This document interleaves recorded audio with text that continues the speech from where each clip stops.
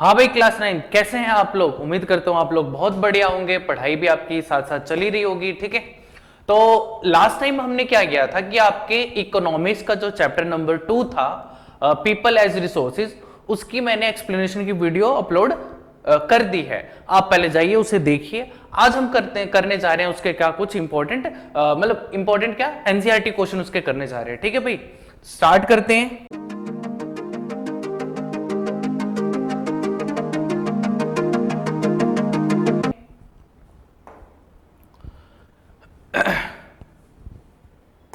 पहला क्वेश्चन इसमें क्या है कि व्हाट डू, ये जो थोड़ी सी मिस्टेक है इसे इग्नोर करना। क्वेश्चन देखते हैं कि what do you understand by the people as resource.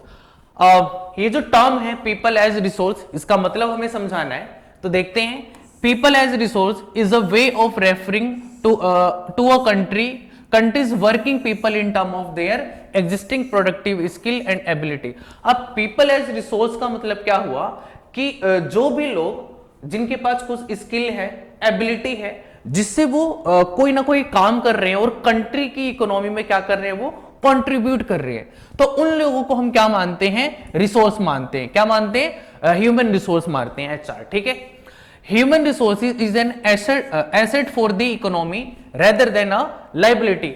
जो लोग जिनके पास स्किल होती है, एबिलिटी होती है, कोई टैलेंट होता है, वो कंट्री के लिए क्या होते हैं, आपके एसेट होते हैं। और जिनके पास जो पर्सन जो कोई भी काम नहीं कर रहा है, ठीक है, किसी टाइप की कोई इकोनॉमिक एक्टिविटी नहीं कर रहा है, ठीक है, अब रीजन चाहे कुछ भी हो, तो वो कंट्री के लिए क्या होगा, अगर इकोनॉमिक टर्म में देखें तो हमारे लिए क्या होगा, लायबिलिटी होगा। Population become human capital when there is investment made in the form of education, training and medical care. हमारी जो पॉपुलेशन है, लोग हैं, वो कैसे आपके रिसोर्सेज में कन्वर्ट होते हैं, जब हम उन्हें प्रॉपर एजुकेशन प्रोवाइड करें, उससे रिलेटेड ट्रेनिंग प्रोवाइड करें, उनको मेडिकल फैसिलिटी अच्छी, क्योंकि हेल्थ भी ठीक होनी जरूरी है। तो अगर ये हम सारी चीजें प्रोवाइड करेंगे तो हमारे जो लोग हैं वो एज ए रिसोर्स में कन्वर्ट हो पाएंगे। In fact human capital is the stock of skill and productive knowledge embodied in them. ठीक है, तो बेसिकली उनके अंदर जो नॉलेज वगैरह होती है, इस वजह से वो ह्यूमन कैपिटल बन पाते हैं। तो क्लियर है चीज। चलते हैं नेक्स्ट क्वेश्चन पे। नेक्स्ट क्वेश्चन क्या है कि how is human resource different from other resources like land physical capital. कैसे जो ह्यूमन रिसोर्स हैं वो अदर रिसोर्सेज जैसे लैंड एंड फिजिकल कैपिटल से अलग है। तो देखते हैं, land and other resources are fixed, limited and specified. ठीक है, वेर मतलब जो अदर रिसोर्सेज है वो फिक्स है, लिमिटेड है, स्पेसिफाइड है, लेकिन जो ह्यूमन रिसोर्सेज हैं वो आपके क्या है, कैन बी न्यूट्रिल्स from through education and health. कहने का मतलब ह्यूमन रिसोर्सेज को हम क्या कर सकते हैं, मतलब पाल पोस सकते हैं, कैसे, एजुकेशन या फिर हेल्थ वगैरह, हेल्थ अच्छी प्रोवाइड करके, एजुकेशन वगैरह जो अच्छी प्रोवाइड कर, हम क्या करते हैं, उन्हें न्यूरिश कर सकते हैं। ठीक है भाई, नरिश कर सकते हैं। ठीक है, आगे, human resources can bring a change in other resources whereas other resources cannot change or affect human resources। human resources जो होते हैं, जो ह्यूमन है, वो अदर रिसोर्सेज को क्या कर सकते हैं, चेंज कर सकते हैं, उन्हें यूज कर सकते हैं, लेकिन अदर रिसोर्सेज ह्यूमन को यूज नहीं कर सकते। आगे, human resources can make use of land and physical capital. जो ह्यूमन होते हैं वो लैंड को, फिजिकल कैपिटल को यूज कर पाते हैं, whereas land and physical capital can not become useful on its own. मतलब अगर कोई चीज है, कोई जैसे मिट्टी है, उसके अंदर अपने आप फसल थोड़ी ना जम जाती, उसमें लगानी पड़ती है, उसकी केयर करनी पड़ती है, इरिगेशन करना पड़ता है। ठीक है, उसके बाद और भी बहुत सारी चीजें, लैंड का यूज, बाकी जैसे कि हम बहुत सारे जैसे क्या कहते हैं, एल्युमिनियम निकाल के लाते हैं, आयरन निकाल के लाते हैं, कहां से, उनके ओर से, तो वो अपने आप थोड़ी ना हमारे पास आते हैं, ह्यूमन उसमें इन्वॉल्व होता है, अपनी टेक्नोलॉजी का यूज करता है, उसे लेके आता है, वो खुद ब खुद वो हमारे लिए रिसोर्स नहीं बनते। तो क्लियर चीज। आगे चलते हैं, क्वेश्चन 3 क्या है कि what is the role of education in human capital formation. क्या ही क्वेश्चन पूछ दिया, हम पढ़ ही रहे हैं इन्हीं सब चीजों के लिए। ठीक है, ताकि हम एक प्रोडक्टिव ह्यूमन बन पाए। ठीक है, तो an educated human can be considered as a asset for the economy and not a liability. एक एजुकेटेड पर्सन जो होता है वो हमारे कंट्री के इकोनॉमी के लिए एसेट बनता है, ना कि liability. Education can help an individual make better use of economic opportunities. अब एक पर्सन है जो पढ़ा लिखा होता है, उसके पास ज्यादा अपॉर्चुनिटीज होती है, इकोनॉमिक अपॉर्चुनिटीज होती है, अच्छे से पढ़ेगा, ठीक है, उसमें कोई स्किल आएगी तो उससे क्या करेगा, वो काम करेगा और उससे क्या होगा, अर्निंग जनरेट करेगा। It help in enhance the national income, culture richness and increase the efficiency of the government. अब ऑब्वियस सी बात है, जितनी भी ह्यूमन रिसोर्सेज है अगर वो प्रोडक्टिव नहीं होगी तो कंट्री कभी आगे बढ़ पाएगी, हमारी गवर्नमेंट कभी आगे बढ़ पाएगी, नहीं बढ़ पाएगी। तो इसलिए सबसे इंपॉर्टेंट क्या है हमारे लिए, ह्यूमन को रिसोर्स में कन्वर्ट कर रहा। It enhances individual productivity in term of equality, quality and quantity. अगर कोई पर्सन पढ़ लिख लेता है, उसके पास कोई स्किल आ जाती है, तो इसका मतलब वो उसमें क्वालिटी भी, मतलब वो जो ह्यूमन है वो क्वालिटी के फॉर्म में भी आ गया और अच्छी क्वांटिटी का मतलब ज्यादा काम भी कर पाएगा, ठीक है। आगे, because being educated can be help the economic status of an individual. अगर कोई पर्सन पढ़ लेता है तो उसके खुद का भी जो स्टैंडर्ड लिविंग स्टैंडर्ड होता है वो बढ़ जाता है, ठीक है, अच्छी सुख सुविधाएं जो है वो अवेल कर सकता है। It also develop the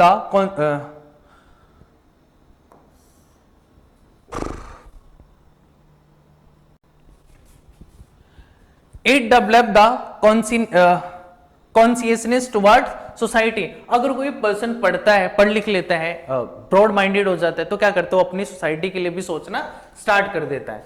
an educated person is also aware of health and hygiene and it will ultimately result in better health of the people of a country. हाँ, एक एजुकेटेड पर्सन हो तो उसे पता है कि अपनी हेल्थ की केयर कैसे की जाती है, टाइम टू टाइम चेकअप कराना, बाकी सारी चीजें, हाइजीन कैसे मेंटेन करके रखनी है। अगर ये सारी चीजें कर रहा है तो हमारी कंट्री में क्या होगा, मतलब हेल्थ का जो सिस्टम है या फिर जो पीपल है वो बहुत ज्यादा हेल्दी होंगे, ठीक है भाई। तो एजुकेशन का तो बहुत बड़ा रोल होता है, ठीक है।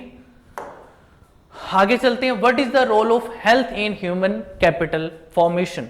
अब पहले क्या था, एजुकेशन, अब क्या है, हेल्थ। तो देखते हैं कैसे। Healthier people have higher productivity because of the health of a person help him to realise his potential and the ability to fight illness.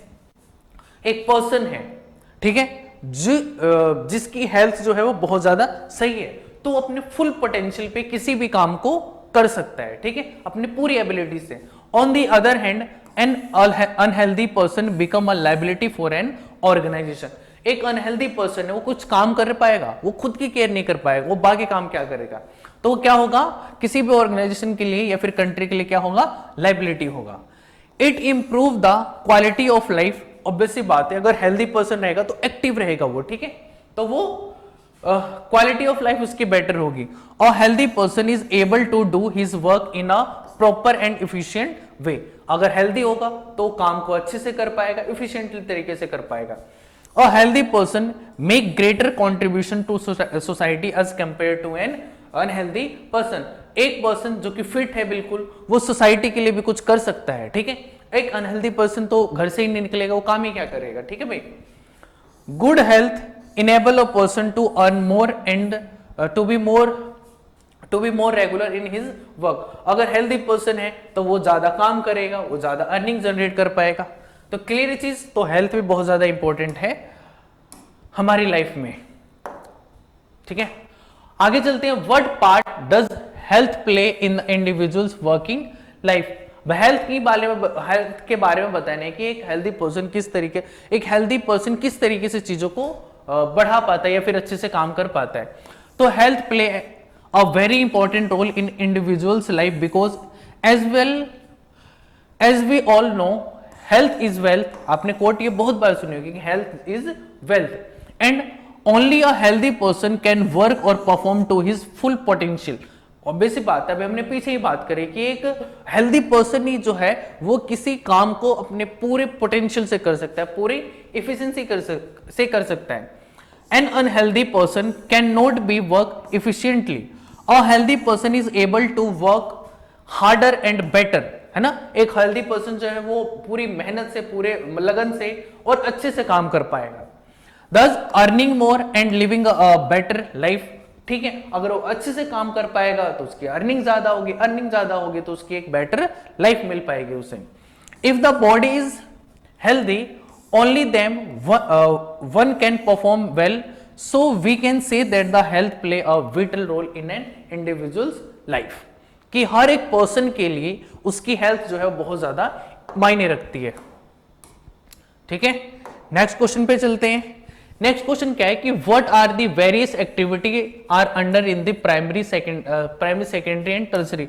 अब प्राइमरी जो सेक्टर होता है वो आपका नेचुरल रिसोर्सेज को ज्यादा यूज करता है. जैसे इसमें आपका एग्रीकल्चर हो गया, एनिमल हस्बेंड्री हो गया, आपका पोल्ट्री फार्म हो गया, फिशिंग हो गई, फिशरीज हो गई, ये सारे किसमें काउंट होते हैं आपकी प्राइमरी में. सेकेंडरी में क्या होते हैं, सेकेंडरी में आपका बेसिकली क्या होगा, इंडस्ट्रियल सेक्टर. ठीक है, जो इंडस्ट्रीज होती है, मशीनरीज वगैरह होती हैं, वो रॉ मटेरियल लेती है और फिर मशीन की हेल्प से उसको फाइनल गुड्स में वो कन्वर्ट कर देती है. ठीक है, तो सेकेंडरी सेक्टर आपका इंडस्ट्रियल सेक्टर हो गया. अब आती है last tertiary sector. Tertiary sector क्या होता है, सर्विस सेक्टर. जैसे एजुकेशन है वो एक सर्विस देना हो गया, बैंक जो होते हैं वो आपको सर्विस प्रोवाइड करते हैं, डॉक्टर्स क्या करते हैं आपको सर्विस प्रोवाइड करते हैं, तो क्या हो गया आपका सर्विस सेक्टर. तो ये टर्सरी में आ गया. ठीक है भाई, टूरिज्म, सर्विसेज, इंश्योरेंस, ये सारी चीजें पढ़ लेना इसे. आगे देखते हैं कि what is the difference between economic activity and non economic activity. Economic activity क्या होता है, जब कोई पर्सन कोई काम कर रहा हो और उस काम करने की वजह से क्या हो रहा है, वो कुछ अर्निंग जनरेट कर पा रहा हो, या फिर क्या कर रहा हो, वो उसका कंट्री की जो इनकम है उसमें वो कंट्रीब्यूट कर रहा हो. ठीक है, जैसे दो टाइप की होती है, मार्केट एक्टिविटी और नॉन मार्केट एक्टिविटी. तो इकोनॉमिक एक्टिविटी में, ठीक है, अब market activity involve the activity performed for पे और प्रॉफिट. मार्केट एक्टिविटी क्या होती है, जो प्रॉफिट के लिए काम किया जाता है, और नॉन मार्केट एक्टिविटीज क्या होती है, जो खुद के कंजप्शन के लिए चीजें हो रही होती हैं. ठीक है, उसे हमें कहीं पे बेचना खरीदना नहीं है, हमें क्या करना है, खुद आपका कंज्यूम करना है, तो वो आपकी नॉन मार्केट एक्टिविटी हो गई. The activities that add no value to the national income are called non economic activity. तो वो एक्टिविटी जो कंट्री की इनकम में यानी नेशनल इनकम में कंट्रीब्यूट नहीं करती, वो क्या होगी आपकी नॉन इकोनॉमिक एक्टिविटी होगी. ठीक है, तो ये सारी चीजें होगी. क्लियर चीजें.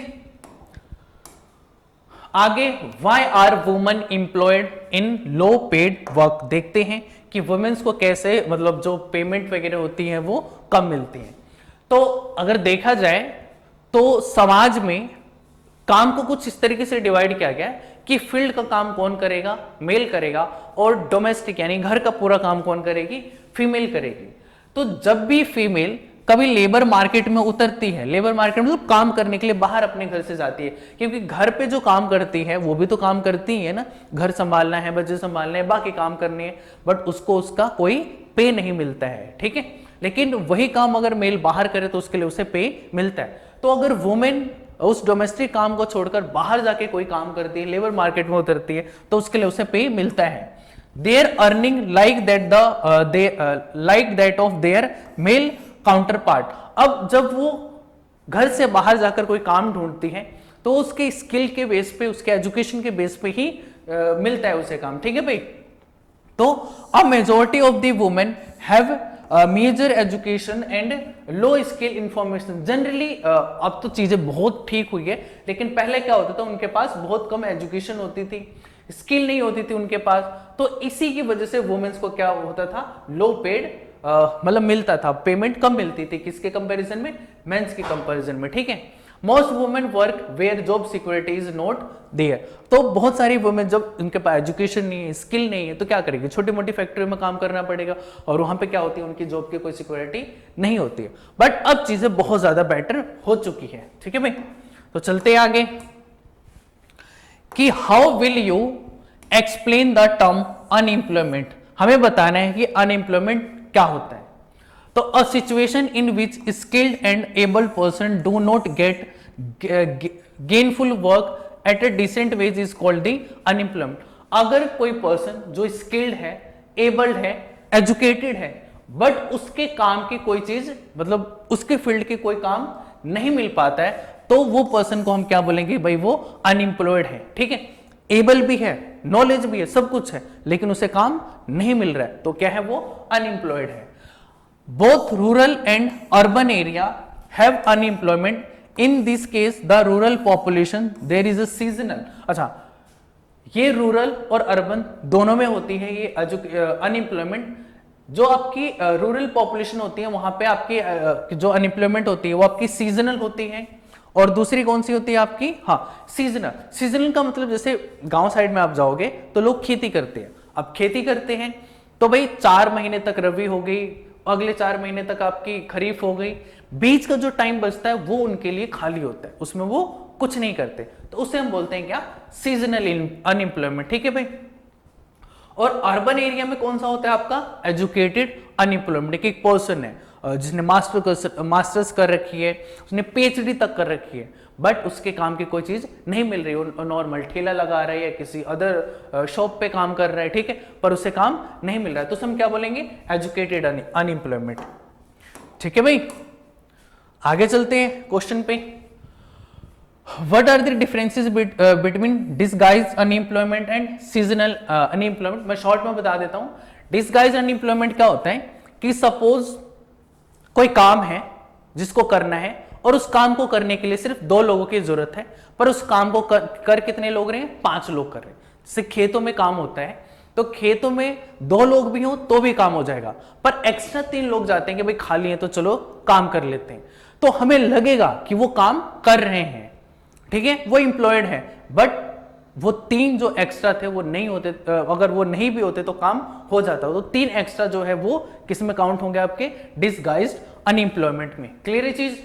अब आते हैं सीजनल एम्प्लॉयमेंट। ये तो मैंने आपको अभी बताया कि ये मेनली रूरल एरिया में होता है। होता है क्या कि जब एग्रीकल्चर हो रहा होता है तो आपका पूरे साल एग्रीकल्चर नहीं चलता, जब आपकी रबी खरीफ या ज़ैद फसल होती है तो उसके बीच में गैप होता है, तो उसी गैप में जो फार्मर्स होते हैं वो घर पे बैठे होते हैं, कोई काम नहीं करते, तो उसी को हम क्या बोलते हैं, सीजनल अनएम्प्लॉयमेंट। तो पढ़ लेना, ये सारी चीजें उसमें लिखी होगी।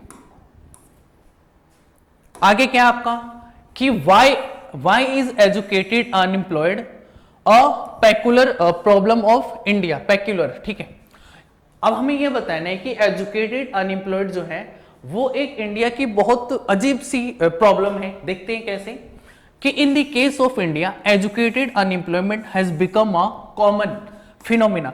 इंडिया के अंदर बहुत ज्यादा पढ़े लिखे लोग हैं बट उन्हें काम नहीं मिलता, ठीक है। तो many youths with matriculation, graduation and post graduation degrees are not able to find job. जो मैट्रिकुलेट लोग होते हैं, जिनकी ग्रेजुएशन हो जाती है, पोस्ट ग्रेजुएशन हो जाती है, वो लोग भी अपनी जॉब, मतलब उन्हें भी जॉब नहीं मिलती है। A study shows that the unemployment of graduates and post graduates has increase faster than among matriculates. अच्छा, अनएम्प्लॉयमेंट जो है वो जो ग्रेजुएट्स लोग हैं और पोस्ट ग्रेजुएट्स लोग हैं इनमें ज्यादा बढ़ रही है, मैट्रिकुलेशन से भी ज्यादा हो रही है। एक स्टडी में पता चले कि भाई जो पोस्ट ग्रेजुएट लोग हैं और आपके जो आगे मास्टर्स वगैरह कर रहे होते हैं, ग्रेजुएशन कर रहे होते हैं, वो ज्यादा अनएम्प्लॉयड है कंपेयर टू जो आपके मैट्रिकुलेट्स होते हैं, जो अभी भी 10वीं 12वीं पास कर चुके। तो a paradoxical man power situation is witnessed as a surplus of man power in a certain category coexisted with a shortage of man power in other. तो कुछ चीजों में लोग भरे पड़े हैं, जैसे एग्रीकल्चर होता है उसमें डिस्गाइज अनएम्प्लॉयमेंट है कि नहीं काम है फिर भी वहां पे भरे पड़े, लेकिन कुछ हमारे ऐसे सेक्टर हैं जिनके अंदर सीट भी फुल नहीं हो पाती है। बहुत सारे ऐसे सेक्टर हैं, ठीक है, जिसमें सीट भी फुल नहीं हो पाती है। तो वही चीज है कि मैन पावर ज्यादा है पर वो किसी और तरफ है और दूसरी तरफ खाली पड़ा हुआ है, ठीक है। अगला क्वेश्चन क्या है कि in which field do you think India can build the maximum employment opportunity. तो ये किसमें कर सकते हैं हम, एग्रीकल्चर सेक्टर में, ठीक है, क्योंकि एग्रीकल्चर सेक्टर बहुत बड़ा है, डायरेक्टली बहुत सारे फार्मर उनमें इन्वॉल्व होते हैं, और उसके अलावा मतलब जो एग्रीकल्चर होता है उसको बनाने के लिए ट्रैक्टर, बाकी मशीनरी जो होती है उनको बनाने के लिए इंडस्ट्रीज होती है, तो वहां पर इंप्लॉयड होते हैं। सीड हो गया, केमिकल वगैरह, तो इन सब में मिलाकर डायरेक्टली इनडायरेक्टली बहुत बड़ा जो है, मतलब बहुत ज्यादा लोगों को ये क्या करते हैं, एम्प्लॉयमेंट दे सकती है, ठीक है भाई। तो agriculture is the most labour absorbing sector of the economy when the efficient and quality packaging happen with agriculture product then it can generate a lot of employment opportunities. मैंने बताया तो डायरेक्टली और इनडायरेक्टली बहुत सारी जो है वो employment या जॉब की अपॉर्चुनिटी जनरेट कर सकती है। ठीक है भाई, और करती भी है। आगे क्या है कि can you imagine some village that initially had no job opportunities but later come up with many. देख लेते हैं किस तरीके से जो है वो कुछ अलग अलग है इसमें, मैं आपको बाद में कराता हूं ये क्वेश्चन। अगला क्वेश्चन कर लेते हैं कि which capital would you consider the best land, labour, physical capital and human capital. आपको पता नहीं कि बहुत सारे रिसोर्सेज या कैपिटल दिए हुए, land, labour, physical capital, human capital, इनमें से सबसे बेस्ट कौन सा है? तो सबसे बेस्ट क्या है? Human capital. क्योंकि ह्यूमन ही नहीं होगा तो इन सारे रिसोर्सेज को यूज कौन करेगा या कैसे कर पाएंगे? वो खुद तो आएंगे नहीं हमारे पास चल के। तो ह्यूमन ही अपनी पूरी टेक्नोलॉजी लगाता है, अपना पूरा स्किल, दिमाग, सब कुछ लगा देता है और फिर क्या करता है, उसको एज ए रिसोर्स में कन्वर्ट कर लेता है। तो वही बात है यहाँ पर कि human capital make uses of the other resources like land, labour and physical capital to produce an output. Output निकालने के लिए क्या करते हैं? मैन ही उसमें इन्वॉल्व होता है। The other resources cannot become useful on their own. वो खुद से हमारे लिए रिसोर्स नहीं बनते हैं। हेंस ह्यूमन कैपिटल में well be considered the best among the all resources. तो बाकी रिसोर्सेज में ह्यूमन ही जो है वो सबसे बेस्ट माना जाता है। तो ठीक है, तो ये थे आपके टोटल एनसीईआरटी के 14 क्वेश्चन। एक क्वेश्चन जो 13 है वो मैं आगे किसी और लेक्चर में या किसी में आपको करा दूंगा। ठीक है, मुझे लग रहा है इसमें कुछ मिस्टेक्स है तो इसलिए मैंने आपको कराया नहीं। और वैसे पूरी वीडियो देखने के लिए थैंक यू सो मच।